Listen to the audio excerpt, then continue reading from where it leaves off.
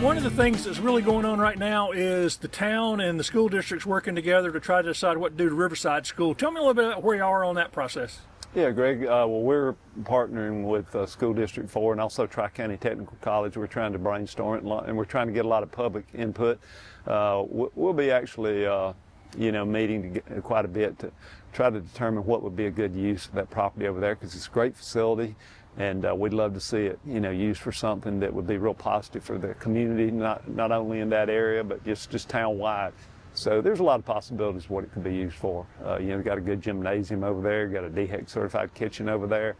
Yeah, it's a nice piece of property over there. So, we're working to make sure that we can take care of it and not see it, go down like some of the structures will when they, become vacant. So we hope to make something really good out of it. And that side of town, we've done a lot of improvements over there. As far as the revitalization program we got going over there, and you can ride down West Queen over there right now, see all the new traffic calming measures we got in, the parking spaces we put in, the sidewalks, doing the same thing, all over that area over there. Got new homes being built over there. So, that whole area I think is going to really be something to see, coming up. And it's in a great location too, right off the square up here. You really just extended downtown. I mean, in a way that never has downtown. had it's a sidewalks place and for it stuff to go. down Yeah. That's a nice side of town over there. And I think what's going on with the revitalization is something that needed to be done. It was long overdue. And so it'll take a while to find the decision. Once they decide on the building, then you got to raise the funds to do whatever y'all decide to do, right? That's right. Yeah, we'll see. We'll have to figure out what direction to take it, and then how we're going to fund it. Yeah, that's always the question: how we're going to pay for it. And having Tri-County Tech and the school district involved, they have probably some sources for funding, that maybe we wouldn't have. So we'll just see how it shakes out, see what makes sense. And speaking of extended downtown, Pendleton Lofts are now renting apartments? Yep, they're now renting apartments, so that's a great thing. The fact that they're so close to downtown, it's a great thing for the people that are living there because they're in walking distance of downtown. And it's a great thing for the merchants downtown here in the restaurants. It kind of helps guarantee the resiliency of the downtown, because while it's an amenity for the people that live there, it's also a very good thing for the people that are trying to do business here. It puts a lot of new faces in front of them that can patronize these businesses. Those are nice apartments. They're something a little different than just the standard cookie cutter apartments too. They are really nice, and especially the old part, the old mill part. The ceilings are really high. There's big tall windows. You don't feel like you're in a little cracker box, for lack of a better term. But they're really nice. And those new ones, they put the high ceilings and tried to make it look a little like the old ones. Yeah, that's right. Yeah. Tall windows and stuff. Yeah, they're quite nice. Yeah. So the only thing left, I guess, is the sidewalk to go out. Y'all gonna put the sidewalk to connect? Yeah. We got. There's still a few more things that'll be happening, so to enhance it even further. But the buildings are ready to live in, and things are looking good down that side. Yeah, they're looking at. We're exploring the possibility of a walking trail over in that area too, and that would also be good for those folks over there. So. And I guess the next thing they're trying to plan what to do with the old Pendleton oil mill property right there. Yeah, that's right.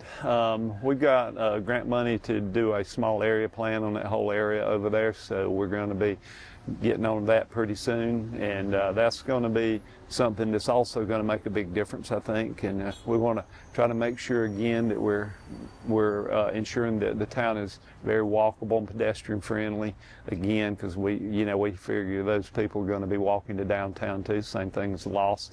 It'll be a great thing for the people that live there. It'll also be a great thing for the people up here doing business. So it all makes sense. What else is going on downtown? I know they've been working on the corner down there for a while. The old drugstore. Right. Yeah. That's going to be a great thing too. Is Main Exchange is the name of the LLC, and they're redeveloping the old drugstore building as you would know it if you grew up here in the earlier days. That was Evans Drugstore, and then the gift shop was next door. So they're working on that. As I understand, there's going to be a speakeasy underneath the old drugstore building. There'll be a restaurant also in there in those buildings. So I think it's going to be a great thing too. It'll be just another great addition to the downtown, to the square up here. they giving you any timeline? It looks like they're making progress. They're making a lot of progress, and the town has been working with them to try to make sure we're providing the infrastructure that they need and getting things done for them. So we've been working together back and forth to make sure that it's done right. Anything else downtown that's growing? I'm going to have a whole lot of spots downtown open, do you? No, we don't, and I think that's a good problem to have. We sometimes seem to run out of parking spaces, although we do have parking all over town. And we've done a lot to try to ensure that people know where the parking spaces are. We have been in the process of doing a strategic plan for the town, and Lynn Merchant, one of our councilwomen, has done an outstanding job there of with the signage. And we've got signage that will identify where the parking is. It's linked to our website. We've got QR codes on there you can scan, and it'll tell you where the parking is. It's not that we don't have parking. It's just a lot of people that come here don't know the town. They don't know where that parking is. But we do have parking. You might be in for a little bit of a walk, because certainly everybody can't fit right here on Exchange Street. But and also we're upgrading this parking lot behind Brews over here too.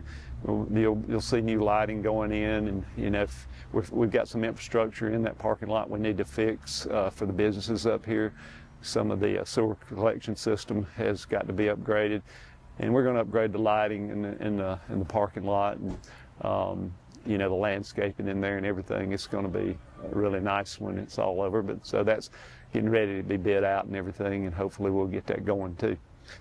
And also we're working on the TIF district still. We had a nice session last night, a drop in from 6 to 8 over at the Pendleton Elementary School cafeteria, and we received a lot of public input. Probably 100 people or more were there. So we're working to get that off the ground and come up with a good plan for that everybody feels comfortable with.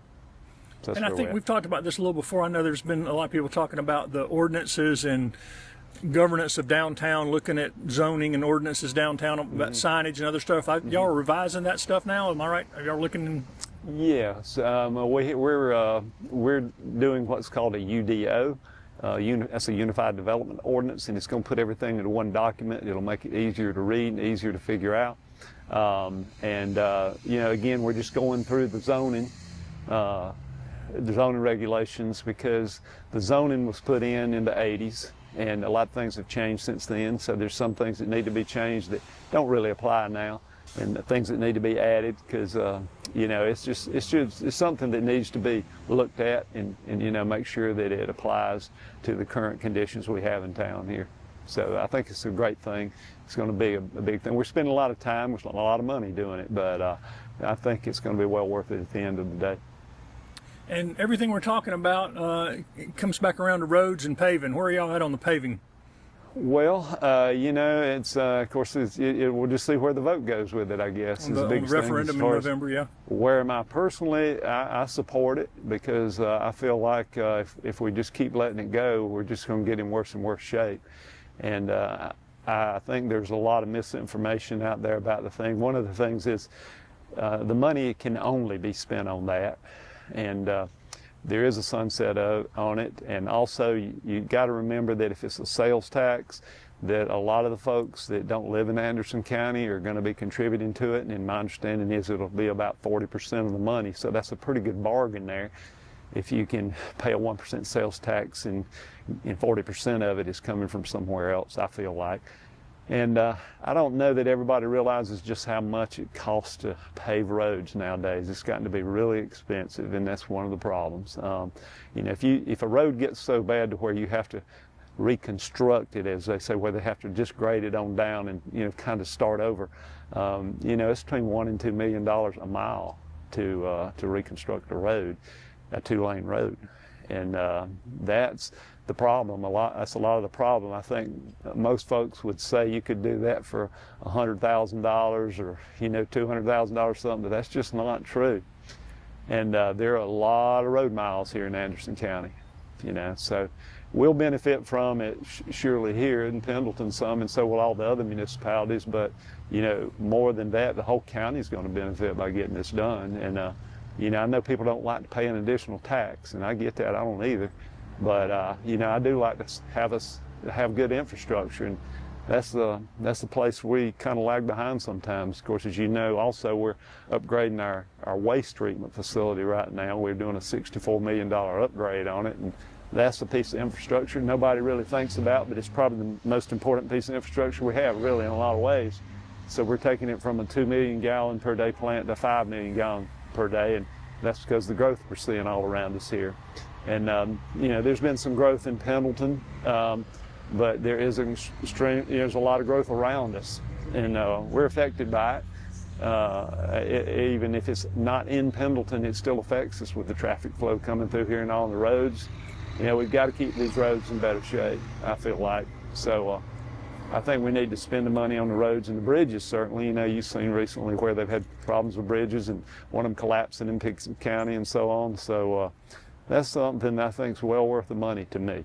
You know, it's not going to fix itself. And you guys had an input, Pendleton had an input on which roads here were important to get on that list. We did. Yeah, we did. So we were able to appoint someone to commission, and that was a great thing for us. It's made a big difference. Then, you know, our guys done a great job being on there, and you know, it's been a good thing for us. And I think I could say it'll be a good thing for the whole county. So I support the referendum. And of course, this also raises the public safety issues, the police on the roads and the fire departments on the roads and those kind of things. Your police department added a new officer, am I right? Yeah, we've added a couple new officers, so we're trying to get to the point where we can go 24/7 eventually. But you know, we can't do it all at once, you know, with the money we have, but we're trying to get there. So as you know, as we get more revenue coming in from different sources, we'll be able to eventually get there, I feel like. You know, our hospitality tax 12 years ago was about $40,000 a year, and now it's approaching about $500,000. So as all that continues to grow and these businesses coming in on 76 and things like that, you know, new homes, I think it's going to make a big difference in what we're able to do and the services we're able to provide. Because, again, back to our strategic plan, you know, we're trying to focus on core services. So police would be one of those core services. The other thing would be public works. We want to try to improve public works and bring it up to a higher level of service. And, you know, we still need some more equipment there and some more staff. So we're working to try to get there with that as well.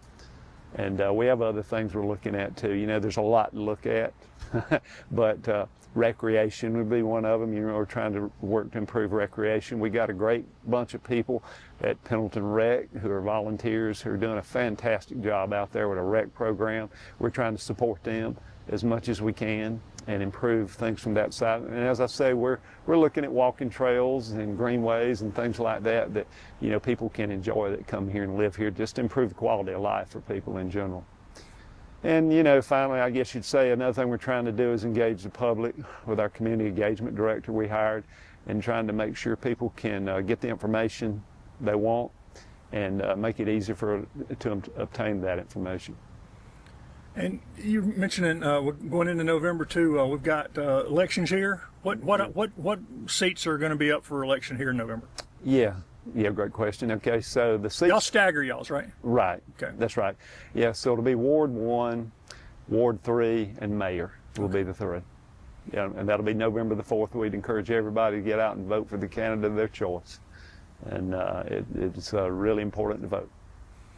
And, you know, it used to be the Spring Jubilee dominated everything, but last few years it looks like fall and Christmas have been as big as the Spring Jubilee. Coming into the big season here, you got Scarecrow and then the Fall Festival. Tell me about what's coming up here. Yeah, well, we've got the Fall Festival coming up, and everybody loves the Scarecrow competition and loves the Fall Festival. And, of course, the weather's getting really nice here, too, cooling off a little bit.